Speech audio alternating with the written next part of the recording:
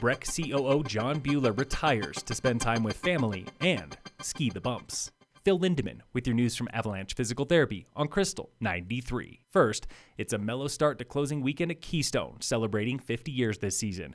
Visiting for the first time ever from Maine was Nate, who felt right at home on crunchy early morning snow. Sun's out, the conditions are perfect, everyone's super friendly. It's similar to East Coast, it's perfect, I love it. Roland from Georgia has been skiing Keystone since 1982. Easy to get to when I don't have these kids. I can just get on the bus in Dillon and be up here in 15 minutes. Roland's granddaughter, Camden, learned to ski there. I liked right after learning how to ski, getting right on the slopes and having fun. And once you fall, then you can get back up and have fun once again. Chloe from Boulder was reminiscing about her best day of the season. Well, it was definitely here at Keystone. It had just snowed, maybe a couple inches, and it was just beautiful. We had a lot of powder in the trees.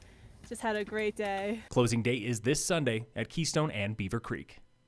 Vail Resorts is spending $130 million company-wide this year, about 40% less than planned before projects were suspended last season for COVID. Tens of millions are coming right here to Summit. Keystone is upgrading Peru Chair from a 4 to 6-pack and starting construction on its first high alpine lift to Bergman Bowl. Breckenridge is building a new 4-chair between Peak 6 and 7, delayed from last year. That project should ease crowding at Independence Chair. All new chairs are scheduled to open next season. When John Buhler got his first taste of Breckenridge in 1979, visiting from Southern California, he knew he would be back. I was already a part-time ski instructor at that point and wanted to see what it would be like to be in the mecca of the ski industry. And it certainly was Colorado. And I had a chance to come to Breckenridge and was pretty blown away by it and said, at some point in my career, I'm going to live here. Buhler is retiring this season after 6 years as Breckenridge COO. He's worked for Ski School, Skier Services, and even as a general contractor. With the help of Dennis Kuhn and Kevin Ahern and others, we built the T-Bar hut up in top of the T-Bar in 96. It's still up on the mountain. A lot of it's been torn down with new development, but that's still standing. Buhler is a bump skier at heart, and that's where you'll find him out on the hill. If I'm on Peak 10, I love Corsair or the south side of Peak 10. If I'm on Peak 9, I kind of like staying around Peerless. If I'm on E-Chair, I love the Mine Shaft. And if I'm up top high off the Imperial Chair, I really love George's Thumb and taking it down through to Vertigo. In his tenure, he oversaw construction of Pioneer Crossing and the growth of Peak 8 base area and planning for a new chairlift on Peak 7. It's been an absolute blast. It's a journey that I would take and do over and over and over again. There's really nothing that I would change.